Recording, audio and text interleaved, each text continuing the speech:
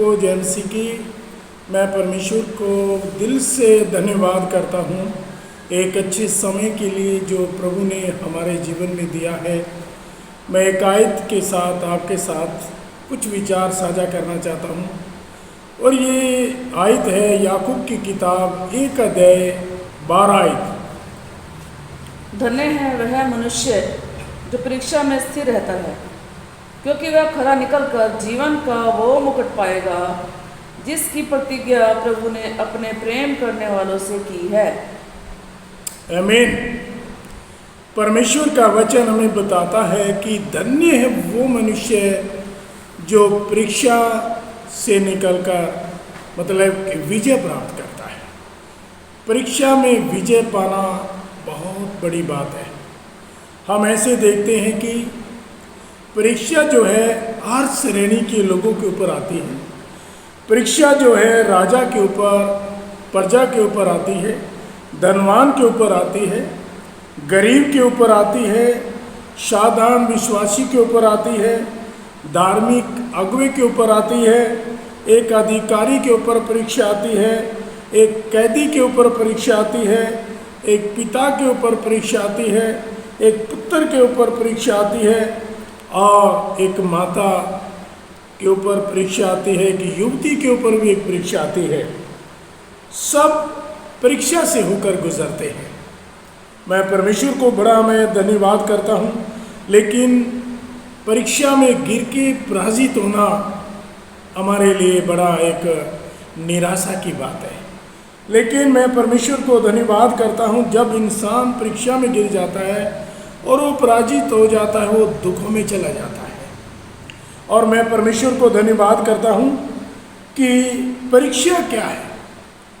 परीक्षा जो है कुछ पल के लिए एक आनंद के वायदा है जो हमारे जीवन के अंदर उकसाया जाता है। मैं परमेश्वर को बड़ा मैं दिल से धन्यवाद करता हूँ। मैं परमेश्वर की स्तुति करता हूँ कि मनुष्य को धोखे से पाप कराने के लिए प्रेरित किया जाता है और जब मनुष्य पाप के द्वारा दुख भोगता है और वो कहता है कि मेरा समय ऐसा था या मेरी तकदीर में यही लिखा था, मैं परमेश्वर को धन्यवाद करता हूँ कि ये बात सत्य नहीं है कि मेरी तकदीर में ऐसा लिखा था। कुछ लोग कहते हैं कि जो भी उसकी मर्जी है वो पूरी हुई, और लेकिन मैं परमेश्वर को धन्यवाद करता हूँ। एक बात से मैं आपको अवगत कराना चाहता हूँ, अंधेर करना, खून करना, व्यभिचार करना, डाका डालना, क्या परमेश्वर ये सब कराने के लिए आज्ञा देता है? कभी नहीं। मैं प्रभु का धन्यवाद करता हूँ कि मनुष्य खुद की इच्छा को पूरा करता है और उसके बाद उसका फल भुगतता है। मैं वचन से आपको छोटा सा मैं बोलना चाहता हूँ कि याकूब की किताब 1 अध्याय 13 आयत से लेकर के कुछ पदों को मैं आपके सामने रखना चाहता हूँ। वो पद क्या कहते हैं? जब किसी की परीक्षा हो तो वह यह ना कहे कि मेरी परीक्षा परमेश्वर की ओर से होती है जी, क्योंकि ना तो बुरी बातों से परमेश्वर की परीक्षा हो सकती है जी, और ना वो किसी की परीक्षा आप करता है जी, परंतु प्रत्येक व्यक्ति अपनी ही अभिलाषा से खिंचकर और फंसकर परीक्षा में पड़ता है जी। फिर अभिलाषा गर्भवती होकर पाप को जन्म जनती है और पाप जब बढ़ जाता है तो मृत्यु को उत्पन्न करता है। ओके, परमेश्वर का मैं धन्यवाद करता हूँ कि हम देखते हैं कि बुरी बातों से परमेश्वर कभी किसी की परीक्षा कभी नहीं करता। और हम इस प्रकार से देखते हैं कि परीक्षा में गिरना और विजय होना या गिर जाना ये हमारा ही एक उत्तरदायित्व है। मैं प्रभु का बड़ा धन्यवाद करता हूँ, लेकिन बाइबल हमें कहती है धन्य है वो व्यक्ति जो परीक्षा में विजय होता है। हमारी बाइबल के अंदर हम कहीं एक योद्धाओं को देखते हैं, कहीं प्रभु के लोगों को देखते हैं जो कि परीक्षा में पड़े। हम देखते हैं कि यूसुफ परीक्षा में पड़ा हम देखते हैं कि दाऊद परीक्षा में था, हम देखते हैं सिमसोन परीक्षा में था, लेकिन हमने ऐसे देखा कि दाऊद और सिमसोन परीक्षा में गिर गए और यूसुफ जो था वो परीक्षा में विजय हुआ। मैं एक छोटा सा एक टिप्पणी जो है, एक छोटा सा विचार मैं यूसुफ के बारे में आपको बोलना चाहता हूँ। यूसुफ जो था अपने पिता का एक लाड प्यार से पाला हुआ एक बेटा है, और मैं परमेश्वर को धन्यवाद करता हूँ, वही उसके भाइयों के लिए एक दुख का कारण था।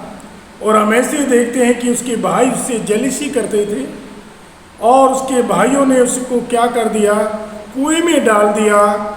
और हम ऐसे देखते हैं कि मिस्र के व्यापारियों को बेच डाला और उसके बाद उसे पोतीफार के घर में पहुंचाया गया, एक गुलामी के द्वारा वो सेवा करता रहा। मैं प्रभु को धन्यवाद करता हूं, लेकिन परमेश्वर की उपस्थिति जो थी वो यूसुफ के साथ थी।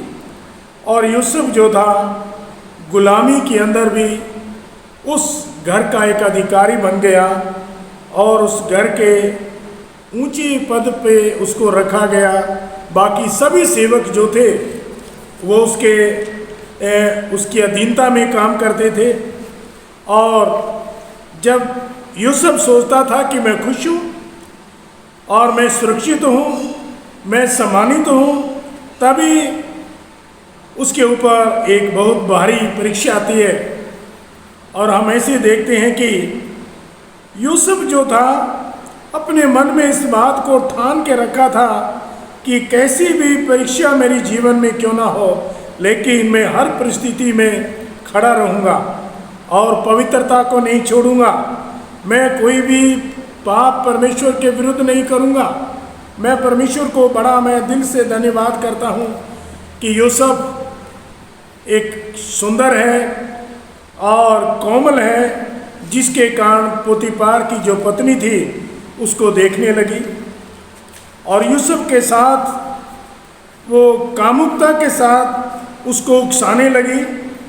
और हम ऐसे देखते हैं कि यूसुफ हमेशा जो था सबके ऊपर अधिकार रखता था, लेकिन उसकी पत्नी को छोड़ के वो सबके ऊपर एक अधिकारी था। मैं परमेश्वर को धन्यवाद करता हूँ, और वो ऐसी दुष्टता करना नहीं चाहता था। लेकिन हम ऐसे देखते हैं कि जब पोतीफार की पत्नी उसको बोलती है कामुकता के बारे में और उसके साथ सोने के बारे में, तब यूसुफ एक ही बात कहता है, मैं ऐसी दुष्टता करके परमेश्वर का अपराधी क्यों बनूं। मैं प्रभु का धन्यवाद करता हूं। प्रभु के लोगों, यूसुफ अपनी पवित्रता पे बना रहना चाहता है, और हम ऐसे देखते हैं कि यूसुफ की पत्नी ने बहुत दबाव डालने पर भी यूसुफ अपने पवित्रता से भटका नहीं। पोतीफार की पत्नी जो थी एक परीक्षा के रूप में उसके जीवन में आई, लेकिन यूसुफ एक विजय बना रहा और उस परीक्षा में एक विजय हुआ। हालांकि पोतीफार की पत्नी को ठुकराना यूसुफ जानता था कि उसके लिए खतरा है, तो भी यूसुफ ने पोतीफार की पत्नी को ठुकरा दिया। मैं परमेश्वर को धन्यवाद करता हूँ। यदि वह पोतीफार की पत्नी की इच्छा पूरी करता तो वह अपने पति से कहकर उसकी पदवी को बढ़ा सकती थी, बहुत सी संसारिक आशीषें उसे दे सकती थी, तो भी यूसुफ ने मिलने वाली पदवी को और संसारिक आशीषों को ठुकरा दिया। मैं परमेश्वर को मैं दिल से धन्यवाद करता हूँ। यूसुफ के सामने ये जो परीक्षा थी अचानक से नहीं आई, और लंबे समय तक ये परीक्षा उसके सामने आती रही। शैतान उसे बर्बाद और नाश करने पर तुला था। मैं प्रभु का मैं दिल से धन्यवाद करता हूँ। मैं परमेश्वर की स्तुति करता हूँ कि पोतीफार की पत्नी के द्वारा शैतान यूसुफ के विरुद्ध एक हथियार चला रहा था। शैतान की योजना थी कि वह यूसुफ की सारी भलाइयों को ख़त्म कर दे।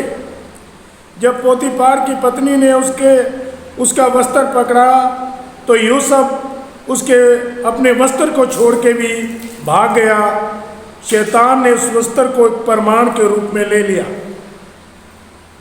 और वहाँ भी यूसुफ निर्दोष था, उसने कोई गलती नहीं की, तो भी उसे कैद में डाला गया, और यूसुफ निर्दोष होके भी सजा पा रहा था। प्रभु के लोगों, मैं धन्यवाद करता हूँ, झूठे आरोपों के कारण उसको मृत्यु दंड भी मिल सकती थी, परंतु परमेश्वर ने उसकी रक्षा की, और परमेश्वर उसके दुखों में उसके साथ रहा। मैं प्रभु का धन्यवाद करता हूँ, मैं प्रभु की बड़ी स्तुति करता हूँ। उस पाप की परीक्षा में यूसुफ एक विजयी बना। प्रभु का धन्यवाद हो। लेकिन उसे दुख सहना पड़ा, और एक वक्त आया परमेश्वर ने उसे ऊंचे उठाया और कारागार से निकालकर एक राजा की सीट पे उसको बिठा दिया, और वह मिस्र का एक प्रधानमंत्री बन गया। प्रभु का धन्यवाद हो। परमेश्वर ने यूसुफ को मनुष्यों के सामने एक आदर के योग्य बनाया। प्रभु का मैं दिल से धन्यवाद करता हूँ। वो आज हमें भी यही कहना चाहता है, मसीह लोगों को एक ही बात बोलना चाहता है कि ज़िंदगी के अंदर, मसीह के अंदर, मसीहत के अंदर गिराने के लिए बहुत सी प्रलोभन, बहुत सी परीक्षा हमारे जीवन में आएंगी, और मैं प्रभु को धन्यवाद करता, हमें भी यूसुफ के समान हर एक परीक्षा में विजय होने की ज़रूरत है। उसके लिए हमें कितना भी दुख क्यों ना उठाना पड़े। प्रभु का धन्यवाद। हजारों साल बीत गए, आज भी यूसुफ की पवित्रता की प्रशंसा की जाती है, और उसको आदर और सम्मान का एक पात्र माना जाता है। मैं प्रभु को धन्यवाद करता हूँ। अगर हम परीक्षा में विजय होंगे तो हम भी आदर के एक पात्र माने जाएंगे। मैं प्रभु को बड़ा दिल से धन्यवाद करता हूँ। मैं प्रभु को दिल से स्तुति करता हूँ कि परीक्षा में हम भी क्या करें, एक विजय हो, एक विजय बने। प्रभु का मैं धन्यवाद करता हूँ कि ये छोटा सा मैसेज आप सबों के लिए बहुत बड़ा एक अनुग्रह और बहुत बड़ा एक आशीष का कारण बन जाए। प्रभु आप सबों को आशीष दे। सबको जय मसीह की।